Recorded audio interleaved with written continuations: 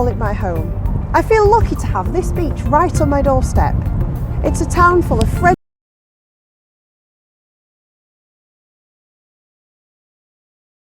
going on in a resort.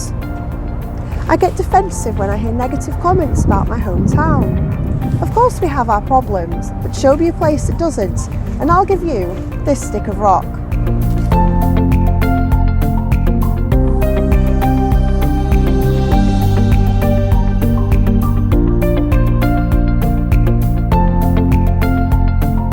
If you've been to Blackpool recently, you'll no doubt have seen the amount of building work going on in a town centre. There are some really exciting developments in the pipeline, and although you can't really see it yet, there's a feeling in the air that Blackpool is working really hard to modernise and clean up its image.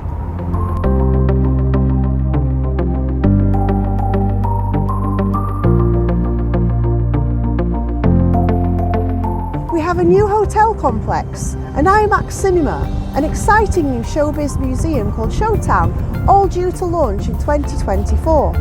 So, is it possible that Blackpool is on the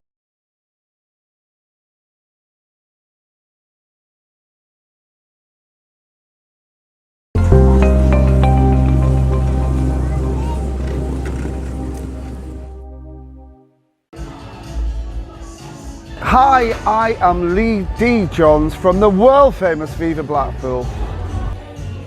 My main function here at Viva Blackpool is I am the host and compere of the majority of our in-house shows. So I'm kind of here 5 nights a week in the glorious world of Blackpool show business.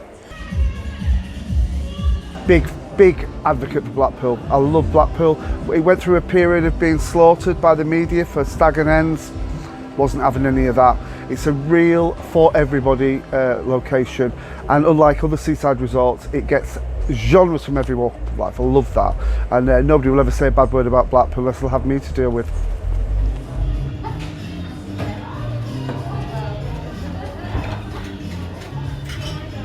Show me a town of that kind, like Blackpool, around the country that doesn't get stag and hens. I know Blackpool gets it a lot more because of its attraction and the fun, the pleasure beach. I nearly said fun fair then, that's how old I am. But the pleasure beach, it's a part of the economy, and if you want to put it into business terms, and they're in and out, and there's lots of other places and opportunities for people to go to, families to go to, and it just went through a bit of bad press, but I think that's tailored now and it's gone, because Blackpool have kind of re-educated people about it, because we go on tour with some of our shows up and down the country, and it amazes me how many people I don't go down south that often unless I'm on tour. So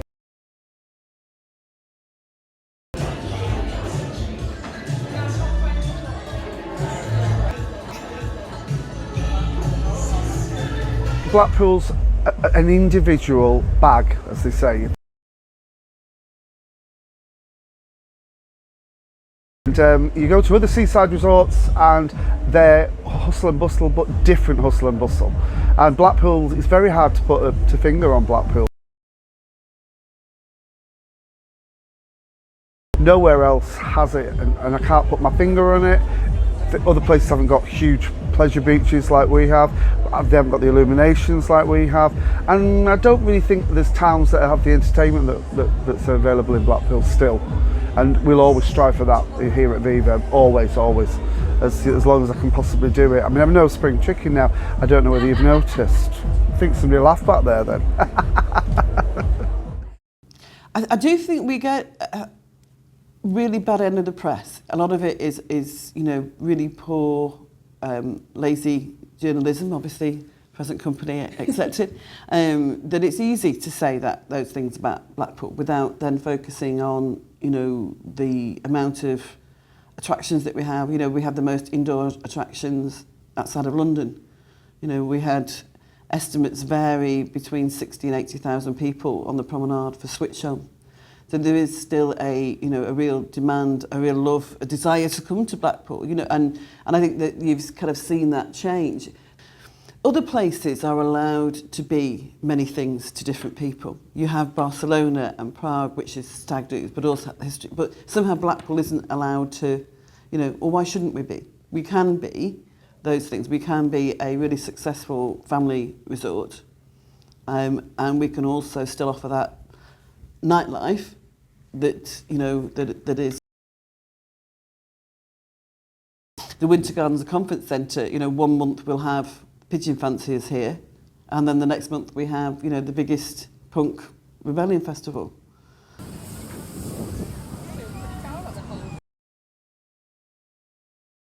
But it's going to be amazing. We've got some stuff coming that hasn't been shown in this country, so it's going to be incredible. Having the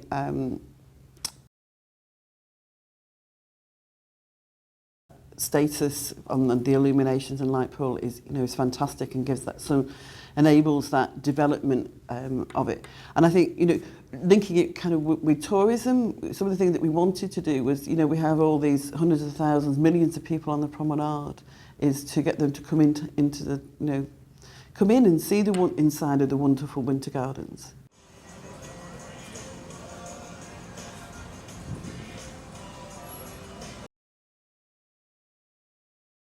Nature of Blackpool and the illuminations, nearly 150 years ago, somebody thought about putting some street lights on 6-foot poles along the promenade. And now, about 145 years later, they can be seen from space.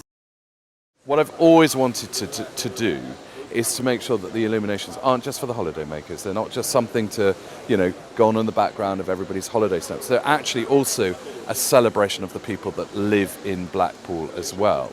And I think the big one will be the Spitfire illumination that I've created, which is over there with the in-house illuminations team, and that is a celebration of a historical moment. The people of Blackpool got together and they funded 3 Spitfires.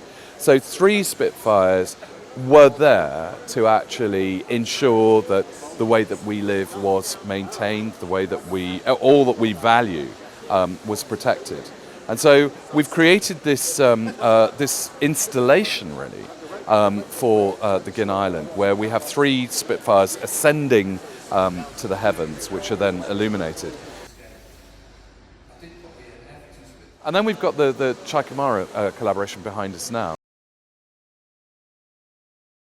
Blackpool, in so many ways, it's so, it's just so elevating. It's so energizing. It's so much fun.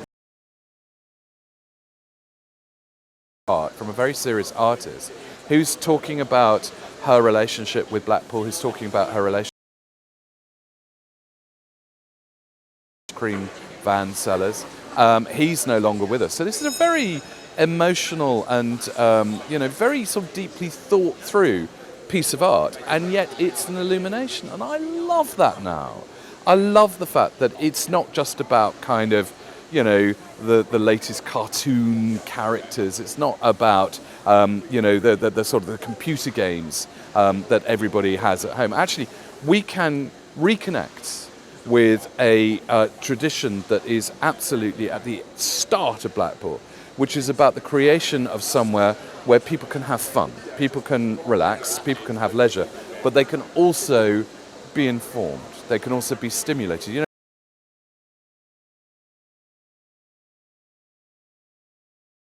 And they were given access to concerts, to poetry readings, to theatre, to all sorts of things that they didn't have. They were given access to art.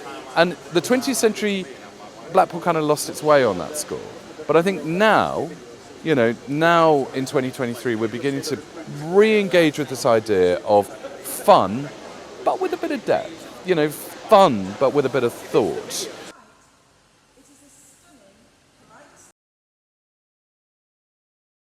Electricity bill.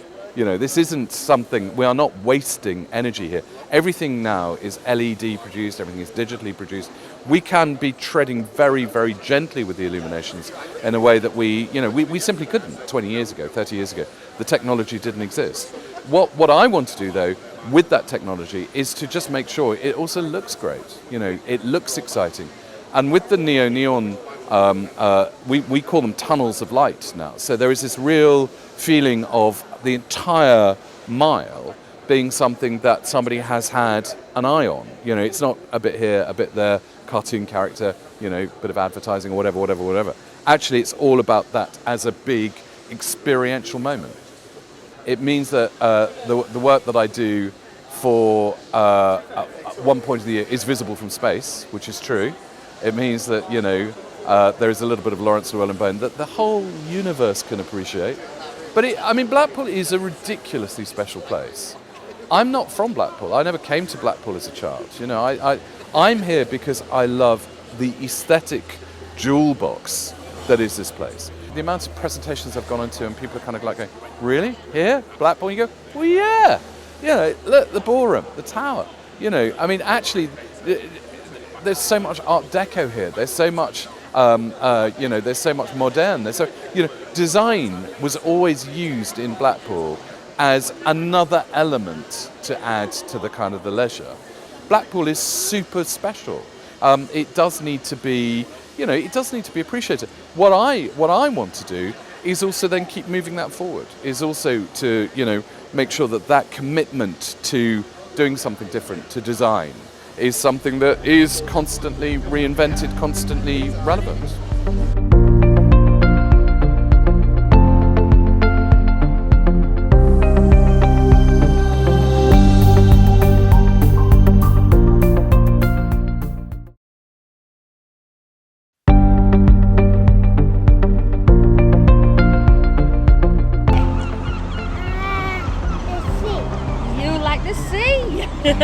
Is there anywhere else you like in Blackpool?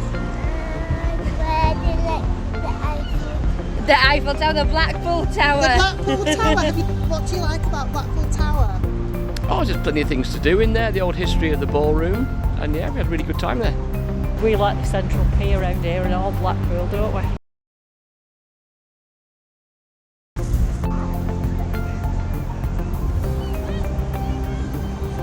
Even the Abingdon Street Market has had a massive facelift. It's shed its traditional image in favour of artisan stalls and trendy food and drink vendors. Some people might miss the old style, but it's a sign of how Blackpool is moving with the times.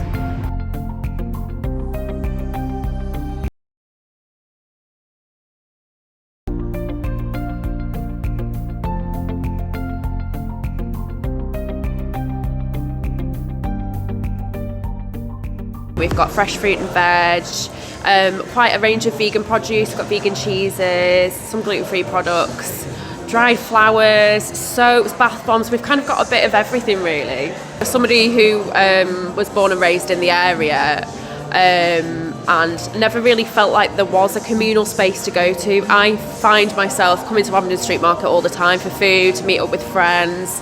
And now with the retail space as well, I think it's a really, really positive thing for the town, absolutely. We were selling all our gifts and crystals from our dining room, and then when we found out about the market, we thought, right, this sounds fantastic. We've got the opportunity to sell a bit more in the right location and be part of a new retail community in the heart of Blackpool. The market looks fabulous.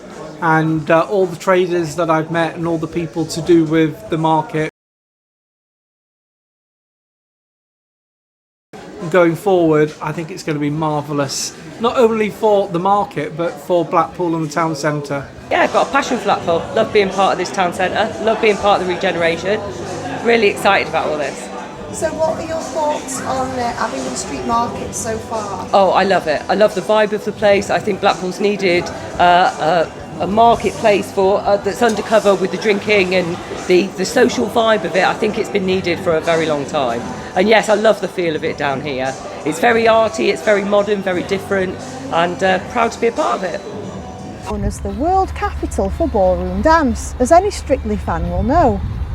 And we have some musicals to the resort. Well, it's undoubtedly a challenging time for theatres such as ours, particularly presenting theatres where we don't create the productions. We rely on partnerships with people like Nottingham Playhouse and the leading commercial producers in the country to bring exciting work to Blackpool. We have bounced back with an incredibly exciting season. We've seen audiences return in huge numbers to pantomime. I think it's fair to say drama audiences are up and down, and that's the picture across the country. So the best way that you can support the Grand and support our ongoing work, whether it's on or off stage, is by coming along, buying a ticket and sharing a fabulous evening with your friends or family. Blackpool Grand is Blackpool's #1 pantomime.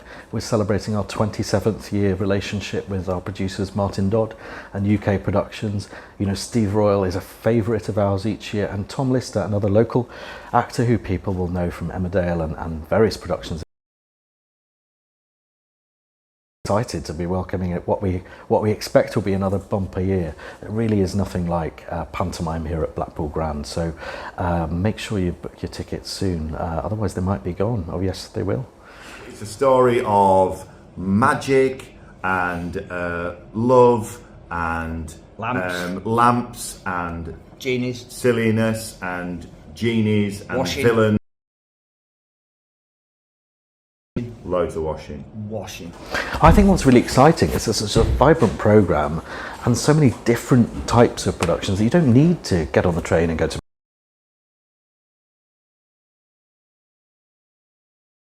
the Grand, and you don't need to go further than a tram stop.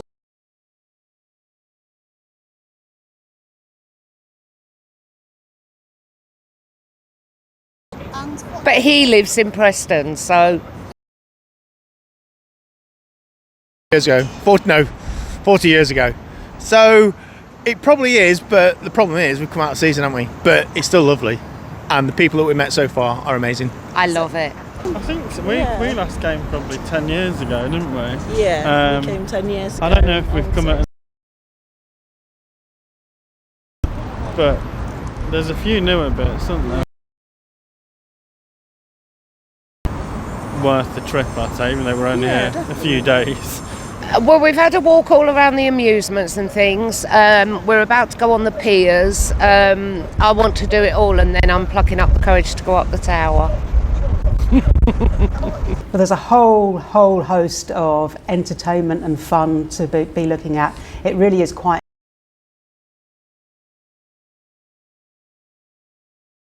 more than that. So it's 6 galleries of fun that are based on the history of Blackpool, picking up on the key themes such as circus, the seaside, performance, and also roll up. And in each gallery we've got a whole host of interactive AVs, storytelling, costumes and props, and you might always come across a few characters from the past as well.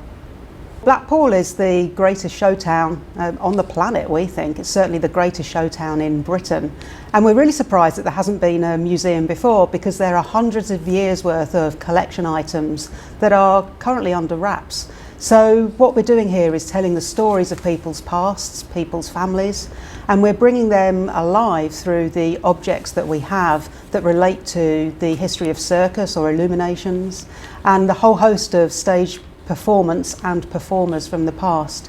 So it really tells the way in which Blackpool became a major seaside resort that was built on great performance, great fun, innovation, and doing things somewhat.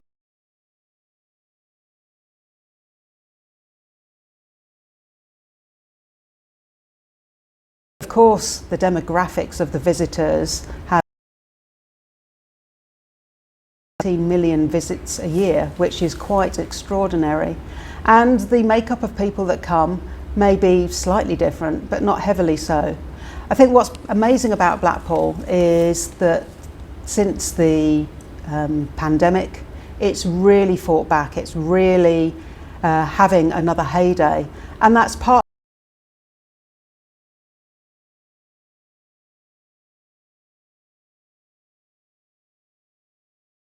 that are taking place. So whether you want to dance in the iconic ballroom at the Tower, award-winning performances at the Grand Theatre, or visit some of the smaller arts and cultural venues, there is an absolute wealth here, as well as the very many nostalgic items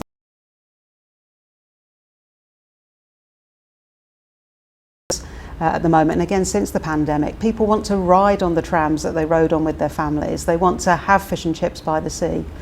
And it's fabulous that we've got a new museum as well that actually gives another sense of occasion to come and visit. It gives another element of surprise, gives something new to add to that brilliant.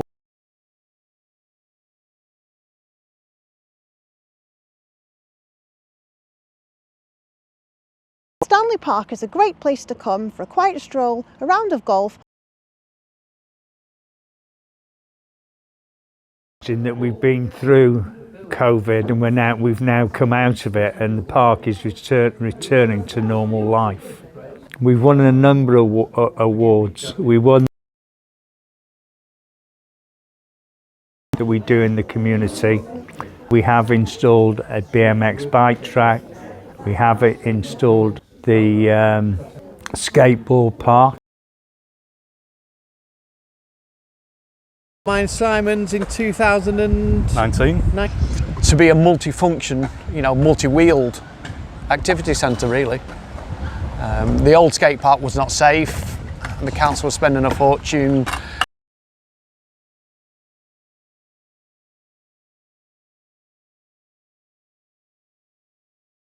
And with their approval, progressed to actual delivery on the ground, and like what he says, they said yes to that straight away, so getting the council on board was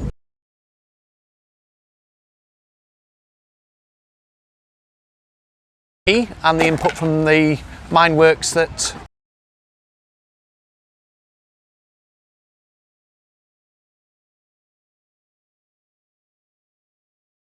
share surveys on what people wanted, what features they wanted.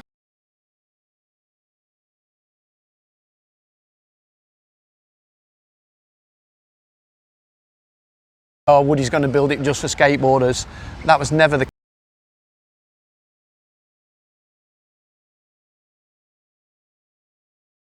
lots of people use it, and that's what the design was.